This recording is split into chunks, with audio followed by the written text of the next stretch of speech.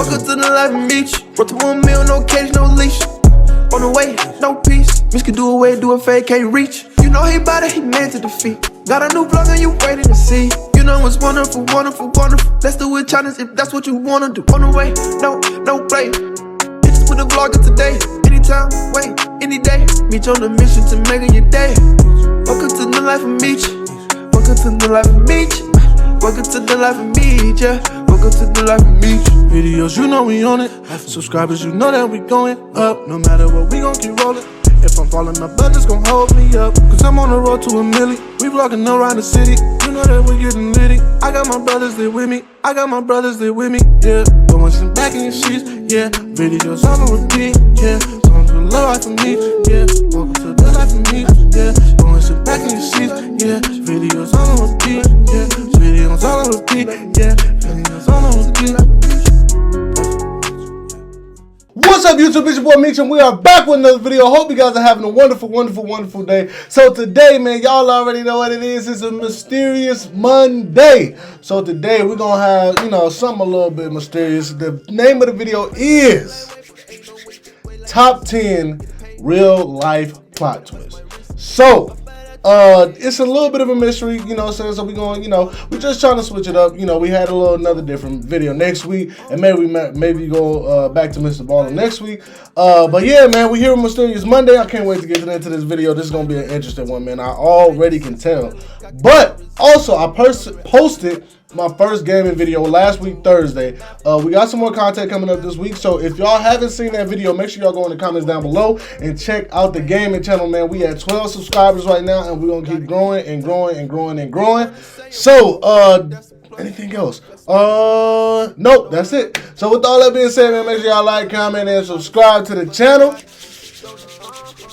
And y'all already seen the intro, so let's get to the rest of the video. I don't know what that was. All right, man, let's get it. Real people, real twists. Welcome to Watch Mojo, and today we're counting down our picks for the top 10 times plot twists happened in real life. For this list, we're going over the occasions when unexpected or shocking events played out in real life and in history. Number 10, Caesar's joking revenge. Let's say you're a Sicilian pirate just minding your own business, sailing the 7 seas, and kidnapping random folks for ransom. Then one day, one of your victims doesn't react in a distressed way. He actually suggests you're asking too little for his ransom, and proceeds to get along with you and your pirate buddies famously. In fact, he treats you... Who says that? Who gets, like, captured and just said, oh, you know what? You're not holding enough for my ransom. You know, why don't you ask for $20 million instead of $2 million? You know, they'll definitely give you that. Like, that's just absurd. Like a subordinate than a captor, and even threatens to crucify you. You'd be pretty thrown off by this behavior, right? Well, when the person you've kidnapped is a 25-year-old nobleman by the name of Julius Caesar, it starts to make a bit more sense. After about a month, Caesar's ransom was paid, and he made good on his promise. He raised forces to capture the pirates and saw to their crucifixions. Number 9, Hemingway's Paranoia. Bro, that's messed up. Just think about this for a second. Y'all ever seen I think they did something like this in Now You See Me, where they just tell you, okay, so I'm gonna do, oh, you're gonna reach for your gun, and then I'm gonna take your gun, and then I'm gonna slap you, and then I'm gonna walk out this room untouched, and then they actually do that jump, bro. That jump be crazy. That's what that seemed like to me. Ernest Hemingway was a celebrated American author, but he was also a soldier, a war correspondent, and even worked with the FBI. Given his time spent in Cuba, the last of these was particularly helpful to the U.S. government. Hemingway was initially unimpressed with the organization, but his derision turned to fear as time went on. In his later years, Hemingway was convinced the Bureau was keeping tabs on him, following him around and even bugging his hospital room at the Mayo Clinic. 20 years after his death, the Freedom of Information Act allowed the truth to come out. The FBI really was following and monitoring Hemingway, primarily due to his support of Castro's regime in Cuba. Number 8, a change in strategy. I don't understand how that one was a plot twist, but Yamato Musashi was one of the most famous Japanese swordsmen to ever live, remaining undefeated even after fighting 61 duels. For the purpose of this entry, though, we'll be discussing just a few of them. In 1604, Musashi challenged Yoshioka Seijiro, the master of the Yoshioka school, to a duel. Despite arriving late, as was his habit, Musashi defeated and physically disabled Seijiro.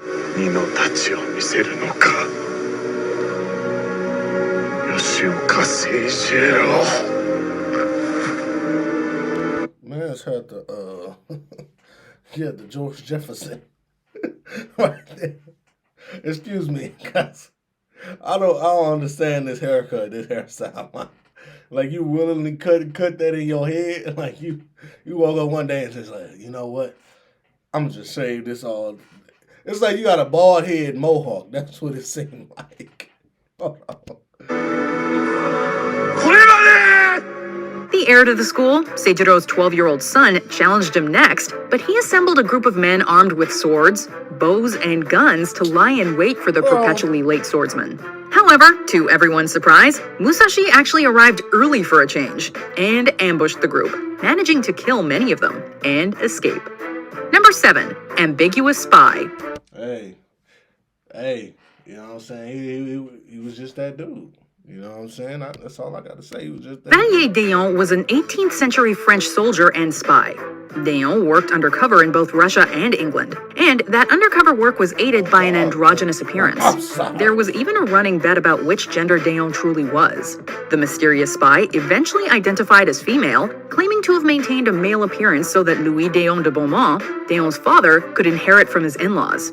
D'Eon was forced to wear only women's clothing after this declaration. In another twist to the story, however, an autopsy later revealed that D'Eon may have been born intersex, which would account for this fascinating figure's androgyny. People with ADHD save 10 hours studying with this Chrome extension. But no, by all means.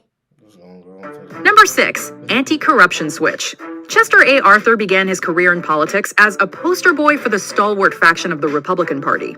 As a group, they favored awarding positions to friends and those close to them, rather than, based on merit. Naturally, people panicked when the more moderate James Garfield was assassinated, with his assassin proclaiming his support for the stalwarts and Arthur. However, Arthur then shocked everyone by backing reform that mandated government positions go to those most qualified by signing the Pendleton Civil Service Reform Act into law in 1883.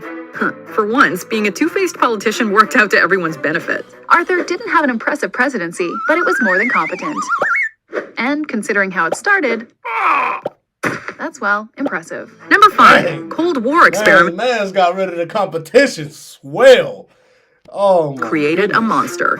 In the late 1950s, Harvard psychologist Henry Murray conducted experiments on students, possibly as part of the CIA mind control program Project MKUltra. Henry Murray was using students to study the effect of stress. He did that by subjecting them to long periods of intense interrogation designed to break down their egos, to break down their confidence. The experiments were purposely brutal and involved tearing down the beliefs of the subjects and making them question everything they once believed. One of these subjects, used as a control and codenamed Lawful, was underage at the time, and a prodigy who later went on to become an assistant math professor at UC Berkeley. That means he must have left past traumas behind him, right? The boy codenamed Lawful recorded higher stress levels under questioning than any other participant. Well, in 1969, he abruptly resigned from Berkeley and later retreated to a remote cabin in Montana, essentially becoming a hermit. He started mailing bombs to airlines and universities. And if you haven't guessed already, Lawful was Ted Kaczynski, more famously known as the Unabomber. As a young man, he was so conventional that he was codenamed Lawful. But the FBI now calls him Unabomber. His real name, Ted Kaczynski. Number 4, the duo. Bro, you know what? That junk is crazy. Like, I know this may not make sense, but is a person responsible for that considered would be considered the professor? I know probably not in the law's eyes, but it's like, did that interrogation, like, because he seemed like he had a good life going for him, and then it was all of a sudden switch. Was it caused by the interrogation, or was he always that way? You know, I guess that can only be determined if you look at the other factors of, you know, that interrogation or whatever and see how everybody else did. And if everybody else just kind of had a point in life where they just completely switched what they was doing and just went insane. Like, oh, man, that's crazy. That launched a world war. In the early 20th century, Austria-Hungary was occupying Bosnia-Herzegovina, which was then part of Serbia. The Serbs were upset. To that end, a Serbian military society planned to assassinate Archduke Franz Ferdinand when he visited Sarajevo for a state visit. But despite their plans, their attempt at killing the Archduke by bombing his motorcade ended in failure. The bomb was thrown by Nedeljko Čobrinović, a member of the young Serbian nationalist movement. There are a few injuries, but Ferdinand and his wife are unharmed. After surviving this ordeal, the Archduke decided to visit those who'd been injured in the bombing in the hospital, ending up stopped right next to a would-be assassin. Gavrilo Princip just happens to be standing outside Schiller's Delicatessen when suddenly the Archduke's car turns into Franz Joseph Street. Completely by chance, fate has brought the assassin and his target within 10 feet of each other. Franz Ferdinand was assassinated, and the... No, that didn't look like a gun from that time. Look like a little modern gun. They got everything right. Hold on. First World War was sparked as a result. And it's fair to say that that bullet, that second bullet, has enormous consequences in history. That bullet kills 20 million people. Number 3, ships into... Imagine being that guy. Imagine being that guy. You kill one person and it sparks a whole world war. Like that is insane, man. Like, first of all, if you almost got killed, why is you going back to the same spot to visit the people who were injured or whatever? Still in the same fashion, not no extra protection, not nothing. You just going about your day like somebody just didn't try to throw a grenade in your vehicle. Like that was I can't even think, irresponsible on his part. You know what I'm saying? I don't know if it was a pride thing, but if that's the case, then, man, he personally at fault for that, too. Because it's like, bro, why would you go about it the same thing? You already know. That's like if JFK didn't get shot the first time, and then but they heard the bullet or whatever, and the bullet just missed him, and then he was like, okay, you know what? Let's ride in that same spot. You know, I'm gonna check on some people that was around, you know, that area or whatever. No extra security, no escape plan or whatever. Y'all just that confident that it ain't gonna happen again because it didn't happen the first time. Because y'all didn't expect it to happen the first time. That's a little bit weird to me. Armed merchant vessels may be something of an oddity nowadays, but they've been fairly common throughout history, given the need to defend oneself on the open water. During wartime, some of these vessels were converted and used in battle. During World War I, the Germans modified one of these merchant cruisers, the Cap Trafalgar, to resemble a British merchant ship, the RMS Carmania, in the hopes of catching the real enemy by surprise. But twist!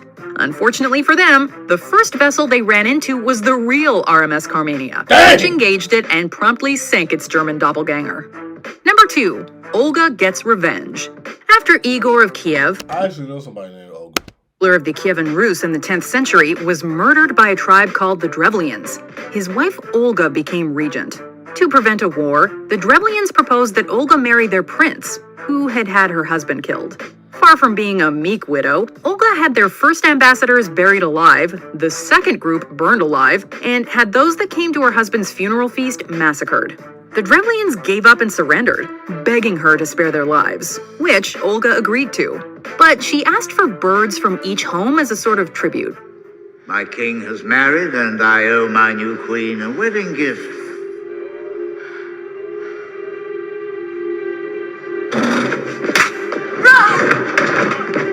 Aw, she turned over a new leaf. Nice. Oh, wait, what? She tied burning fabric to these birds because she knew they lived in the roofs of their homes and burned down their entire city? Oh, what?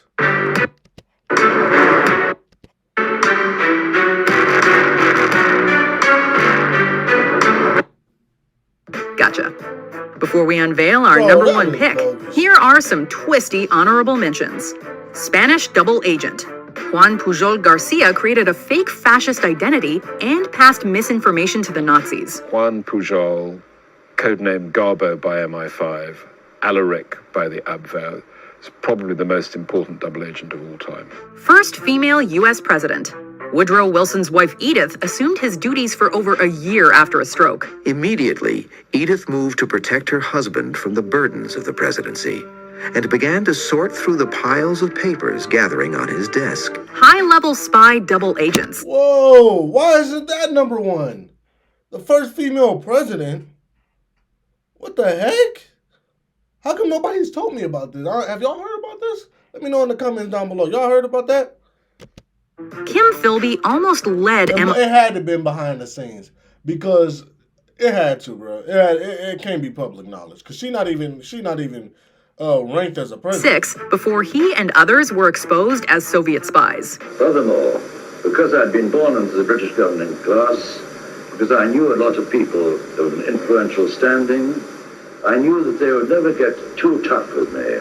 They'd never try to beat me up or knock me around. Because if they had been proved wrong afterwards, I could have made a tremendous scandal. Mobster FBI connection. Whitey Bulger informed on his rivals to take over their territory. For 20 years, one man ran the city of Boston. He controlled the cops, the politicians, and the criminals. His name was James Joseph Bulger, but on the streets of Boston, he was simply known as Whitey. Man turned up at his own funeral. Tim Dexter faked his death and then rampaged when everyone, quote, wasn't sad enough.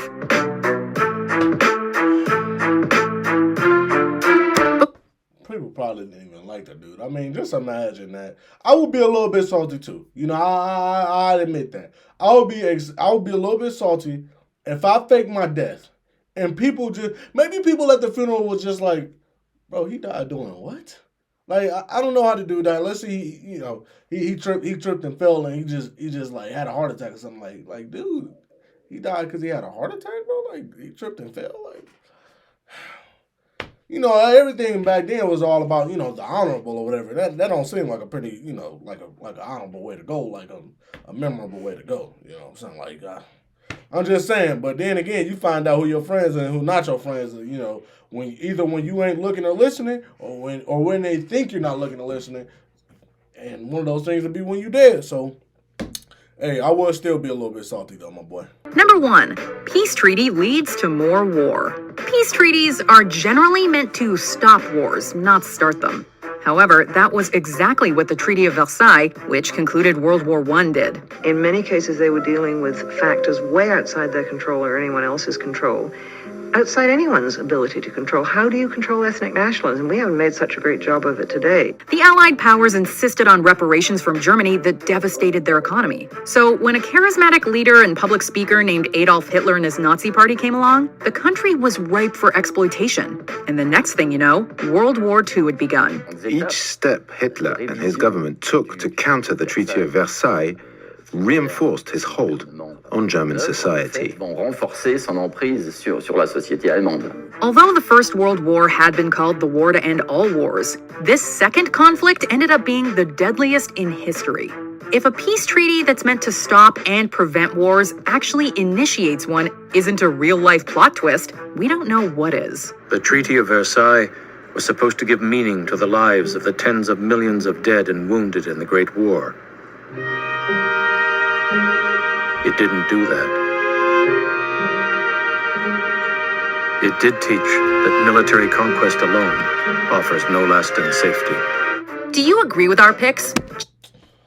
Well, that's been another Mysterious Mondays, man. I guess you can't count on peace treaties to end wars anymore. But just like, oh my goodness, having a war to end all wars and then a war that ended all wars to be ended. Are we feeling that? I don't know. But yeah, World War II was definitely a devastating event. And man, I hope we never, ever, ever, ever have to, in my lifetime or anybody else's lifetime, have to deal with a world war. I can't even imagine. Just reading about it and listening, about it from, all the different sources and people that, talked about it when I was coming up and everything like that, and things that I did on research on my own, of course. it seemed so devastating. But this was definitely a good video. Let me know if y'all want me to go back to Mr. Baller next week, or do y'all want me to just keep on doing these top 10s? You know, either way, you know what I'm saying, we gotta have a Mysterious Monday. Also, we got two gaming videos more than likely coming this week. We got some stuff that's being filmed for the main channel this week as well. I know last week we only had one video, so we're gonna try to put out another video this week. Hopefully we can get it done, and hopefully it's a cooking with me. So with that being said, if it don't drop by this week, by the way, it'll definitely drop next week. So with that being said, man, hope you guys enjoyed this video, and don't forget to like, comment. I need you guys to comment, and subscribe to the channel and turn on those notification bells so you can be notified whenever I drop a video. And don't forget to go over to the gaming channel, which will be in the link down below, or you know, somewhere up here. And you know what I'm saying, the subscribe button and the notification bell over there as well. So with all that being said, Meech.